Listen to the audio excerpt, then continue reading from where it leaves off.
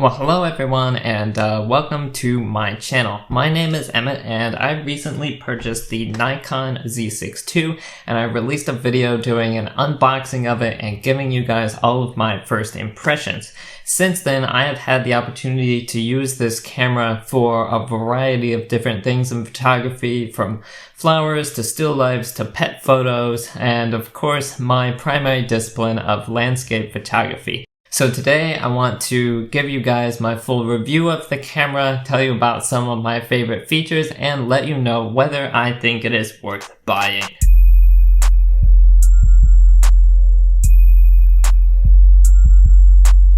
Alright, now keep in mind that I am primarily using this camera for landscape photography, and so this review will be kind of from that perspective of a landscape photographer.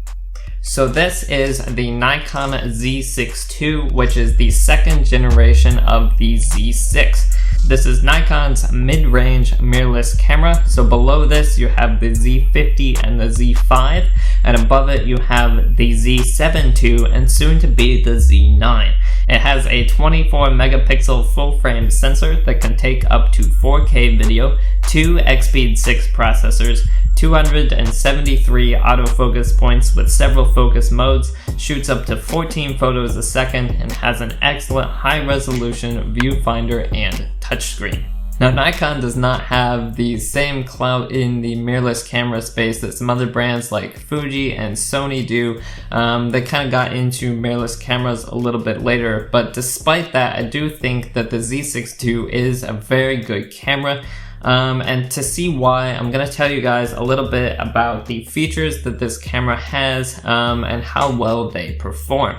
So I'm going to talk about the touchscreen and the viewfinder, the autofocus, and the image quality, and then I'll talk about some smaller things like the card slots, the top screen, the battery life, the ergonomics, and the connectivity. I'm not going to fully go into a review of the FTZ adapter today or the lens that is on this camera, because both of those things could be their own videos. So starting off, we have the touchscreen.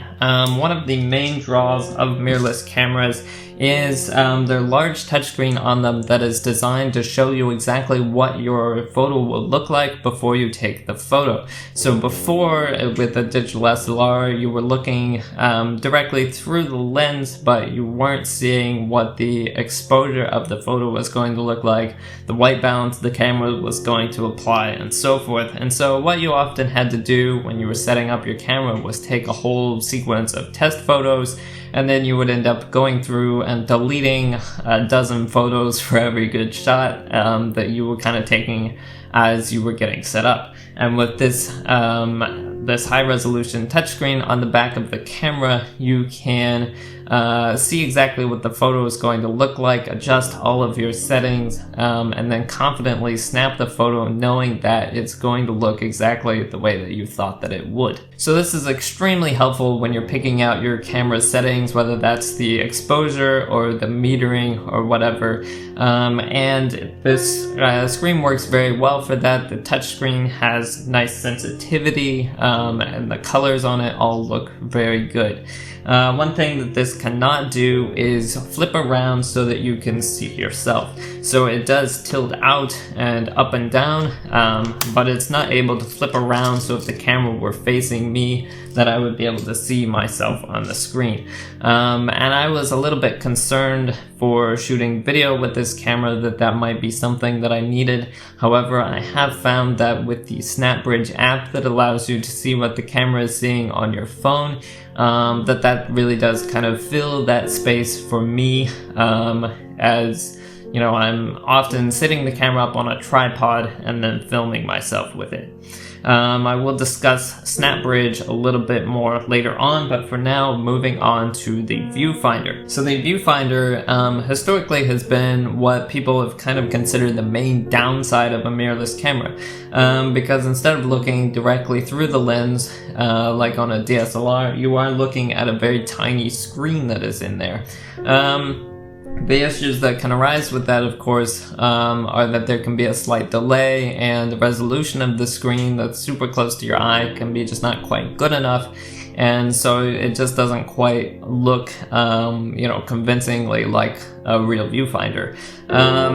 However, I don't really think that's as much of an issue anymore. Certainly with the Z6ii's viewfinder, it's very high resolution. There is a very slight delay, but I don't really notice it for most of the photography that I'm doing. Maybe if you were doing some really high speed photography, it would start to be bothersome to you, but if you're photographing at a more casual speed, I don't think that that's going to be a problem for you at all. And the advantage of having the viewfinder like this is that you can see all of the camera's menus, you can play back the images that you've taken and so forth through the viewfinder, which is super helpful, especially if it's very bright outside, to be able to see a little bit easier than you can that screen. Now, getting into the autofocus of the camera, the number one thing that I saw people complaining about before I purchased this camera was the autofocus. There's a lot of videos on YouTube complaining about the autofocus in the Z6ii, and it's literally fine. Now keep in mind that I'm not shooting sports or anything. Like I said, my subjects are just sitting still usually or moving very slowly, but I really have not had any issues with it. Where you're most likely to experience issues is using the subject tracking or the eye autofocus, face tracking, that sort of thing. But those things, yes, I will admit they're not 100%, but they're at least 90%, probably better.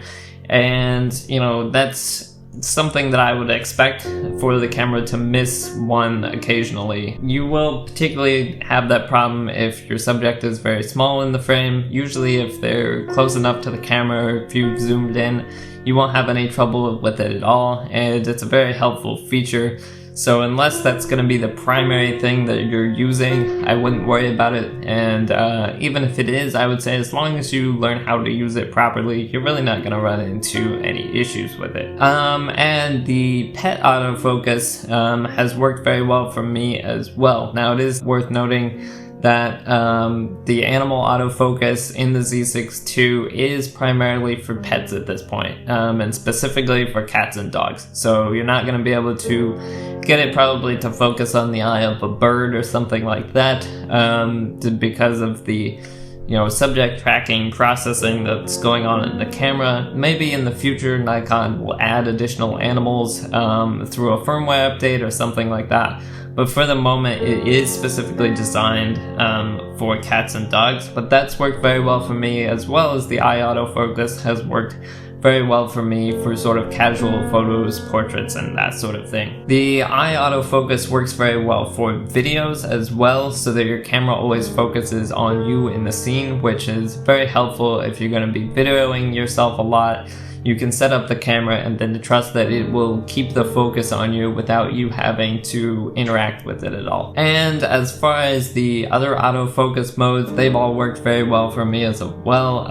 As a landscape photographer, I am mostly using the spot or pin autofocus modes, which both let you focus on a very small point in the frame, because I want to be able to pick out exactly where in the frame I want my focus to be at. And that's a really nice thing about having the touchscreen on there, is I will tap on the screen where I want the camera to focus, and it has worked extremely well. It's very accurately focused where I needed it to every time. It's been very reliable for me, and I haven't had any problems with it, which is very nice. So getting into the image quality, this is something that I think is sometimes a little bit subjective, particularly in the color science space, but I think that the color science of this is very good. Nikon is usually known for their very accurate colors, and the Z6ii is no exception to that. Everything always seems very accurate and true to life. The focus, like I said, is always spot on. The depth of field from this full frame sensor is very nice, and there's a lot of data available to you in the raw files as well for your editing later on. And like I said in the introduction, this is a 24 megapixel sensor, which is plenty of pixels for the majority of people, particularly since they are very high quality pixels, right? So if you're wanting to blow your photos up to an extremely large size or be able to crop them a lot, you might want to go up to the 45 megapixel Z6ii, but for most of the rest of us, 24 megapixels is great to be able to still crop your photos a lot or blow them up pretty large without being that extreme. So getting into some smaller features now that I like about this camera, you have this little screen on the top here that shows you your current camera settings. To be honest, I don't really use that screen that much. However, I do really like having it on there. I usually look at these settings on the display on the back because it's just there, you know, pointed at me all the time. But I love that little screen on the top. It's just a nice touch in the design of the camera that really makes it look and feel very professional. The card slots on this camera are something that was a big improvement from the original Z6, which only had a single XQD card slot. You now have an XQD slot, but you also have an SD card slot, which is very helpful if you're someone who needs dual card slots, if you're shooting weddings or something like that. And it's also very nice for saving a little bit of money. The XQD cards are very expensive, SD cards are much cheaper, and you probably already have a lot of them laying around. A concern about mirrorless cameras has always kind of been their battery life, because they are driving the touchscreen and the viewfinder the whole time that the camera is on, essentially. However, the battery life of this camera will last easily for several hours of casual shooting without any issues. So if you're going out and hiking, you're not gonna have to worry about your battery dying for you. I've been able to use the camera kind of off and on all day just fine. And if you need a little bit of extra power, you can actually plug a power bank into it via the USB-C port and charge it up that way. Nikon is always really known for their great ergonomics, and the Z6ii is no exception. So it fits very well into my hand. All of the buttons are right at my fingertips all the way around the camera, and it just locks into your hand really well, so you don't have to worry about dropping it or anything. So even though it's a bit heavy, it feels very comfortable in the hand, and everything is very easy to use, even if you're going to be holding it for a long time. Finally, the connectivity of the camera. It can connect to a USB power source, like I said. It can connect to remotes, a mini HDMI, a mic, and headphones. And it also has built-in Wi-Fi and Bluetooth to connect it to the SnapBridge app.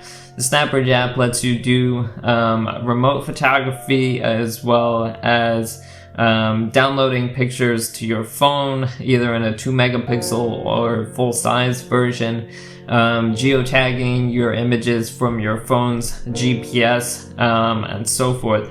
And I really like the features of that. Now, I do have problems sometimes getting the app to connect to the camera, and a lot of times I'll find myself having to restart the Bluetooth on the camera in order to get it to actually connect. So hopefully that's something that Nikon will fix in a future firmware upgrade to get everything working properly. But that is kind of the one problem I do have with that. The features are really nice, but sometimes getting them turned on can be a bit troublesome. So if I were to pick out my favorite features of this camera, I think there's 4 things that really stand out to me. The main one is the autofocus points and the autofocus modes. Having those 273 autofocus points across the entire frame, and having all of those autofocus modes that work very well is extremely helpful. The autofocus of this camera is very reliable, and it can focus on anything that I need it to, which is very, very nice, particularly coming from a DSLR that had much fewer focus points. The second thing that I really like is the user presets. There's this little dial on the top of the camera, and it lets you set up to 3 different user preset modes on there, so that you can easily get back to some settings that you use frequently. Third thing is the touchscreen and the viewfinder. Being able to see the picture that I'm about to take on the display is extremely helpful, and I really love that. I really love the electronic viewfinder. I wasn't sure if I would like that or not, but it's actually really, really nice. And finally, a lot of other cameras have this, but the bracketing feature of the camera is the fourth thing that I would say is one of my favorite features, to be able to take pictures at various exposure levels automatically as I'm doing landscape photography. So hopefully all of that gives you guys an idea of what this camera has to offer. So most cameras, particularly mirrorless cameras, are going to overlap a little bit in those features. So you're probably wondering how well those things work. And to be honest, I cannot compare the Z6 II to that many other cameras just because I haven't had the opportunity to try other cameras. But what I can tell you is that the Z6 II does work very well. It's worked great for me over the past month. I really haven't had any major problems with it. So if you are looking to upgrade your camera, I think that you would be very happy with the Z6 II, particularly if you are coming from other Nikon cameras. The biggest downside of Nikon's mirrorless cameras is that since they haven't been doing it as long, there's not as many lenses available, and while the Z-mount lenses are excellent, they tend to be a bit more expensive. The good news about that is that you can use the FTZ adapter to put F-mount lenses on your Z6, and that has worked very well. I'm not going to make a full review of that today, but I can do so in the future if you're interested. But yeah, overall, like I said, the Z6 II has great features that work quite well. The image quality is very good, and it feels really great in your hand. So I'm very happy with it, and I would recommend it to anyone who's either looking to switch from a Nikon DSLR to mirrorless, or who's looking to add a Nikon camera to their camera collection. Now, if this is your first camera, I do think that you would be very happy with it, but I would caution you to check your budget and check the lens prices. Like I said, the Z lenses are a bit expensive, and so if you have the budget to purchase several Z lenses, I do think you'd be very happy with this camera. But if you're looking to get several lenses cheaper, I might suggest that you check out Sony or Fuji cameras, since they have been making mirrorless cameras a bit longer. They have a lot more lenses at lower prices, and there's a lot more third-party lenses available for those cameras as well. But like I said, if you have the budget, I do think that you'd be really happy with this camera as a first camera as well. I'm very happy with the Z6 II. I've loved shooting with it for the past month, and I'm very excited to take more pictures with it and to make more videos about it in the future. So that is going to be all for this video, guys. Hopefully you enjoyed it, and if you did, don't forget to hit the like button on your way out, and maybe subscribe to the channel so you don't miss more videos like this, more landscape photography videos and so forth. As always, thank you so much for watching, and I will see you in the next video.